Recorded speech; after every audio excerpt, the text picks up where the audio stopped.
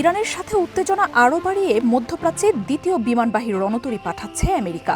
Wall Street জার্নালের এক প্রতিবেদনে বলা হয়, ক্যারিবিয়ান অঞ্চল থেকে অঞ্চলটির উদ্দেশ্যে রওনা দেওয়ার প্রস্তুতি নিচ্ছে দেশটির সবচেয়ে বড় এয়ারক্রাফট ক্যারিয়ার জেরাল্ড ফোর্ড। এই সপ্তাহেই আমেরিকা সফর করেছেন বেঞ্জামিন নেতানিয়াহু। হোয়াইট হাউসে বৈঠকে ইরানের বিরুদ্ধে ট্রাম্প প্রশাসনকে ব্যবস্থা নেওয়ার চাপ দিয়েছেন ইসরায়েলি প্রধানমন্ত্রী। তবে গণমাধ্যমকে ট্রাম্প জানান, তেহরানের সাথে আলোচনা চালিয়ে যাবে ওয়াশিংটন। এই বার্তার কয়েক ঘন্টার মধ্যেই সামাজিক মাধ্যমে দ্বিতীয় নৌবহর পাঠানোর আভাস দেন আমেরিকার প্রেসিডেন্ট। ভবিষ্যৎ হোক নিরাপদ, বিনিয়োগ হোক বিশ্বস্ত, আর আমার পছন্দ সল্ট বে। ওয়েলকাম টু সল্ট বে। 2 সপ্তাহ আগে 3টি গাইডেড মিসাইল ডেস্ট্রয়ার সহ আব্রাহাম লিঙ্কন ক্যারিয়ার মধ্যপ্রাচ্যে অবস্থান নেয়। ওয়াল স্ট্রিট জার্নাল বলছে, আব্রাহাম লিঙ্কনের সাথে যোগ দেবে জেরাল্ড ফোর্ড। নাম প্রকাশ না করার শর্তে ট্রাম্প প্রশাসনের কর্মকর্তারা বলছেন, পরমাণু ও মিসাইল কর্মসূচি নিয়ে চুক্তি করতে ইরানকে বাধ্য করতেই সমর শক্তিতে ঘিরে ফেলা হচ্ছে অঞ্চলটিকে। তবে খামেনি প্রশাসন চুক্তিতে সম্মত না হলে ইরানে হামলার চূড়ান্ত সিদ্ধান্ত নেওয়া হয়েছে কিনা তা নিশ্চিত করা হয়নি। গত সপ্তাহে ওমানে পরোক্ষ আলোচনায় বসে ইরান আমেরিকা।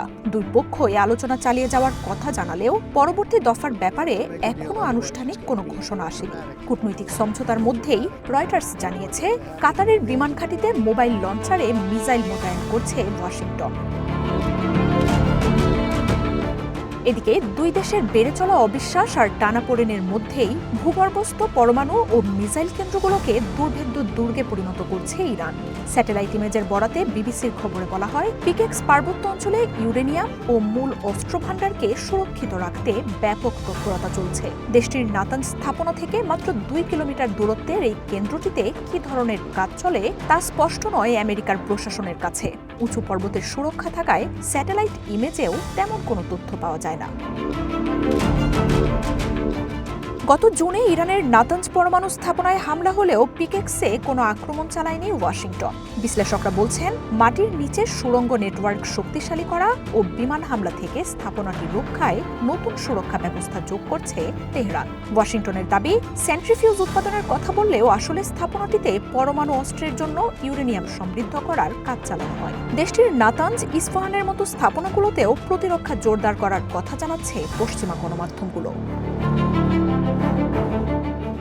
এদিকে ওয়াল স্ট্রিট জার্নাল বলছে, সাম্প্রতিক বিক্ষোভের সময় আমেরিকার 6000 স্টারলিংক স্যাটেলাইট ইরানের সক্রিয় ছিল। এসব যন্ত্র চোরাচালানের বলে দাবি করা হলেও বিক্ষোভে আমেরিকার উস্কানি ও সরঞ্জাম সরবরাহের অভিযোগ করছে খামেনি প্রশাসন। মার্জিয়া উপমা, ওয়ান ইন্টারন্যাশনাল ডেস্ক।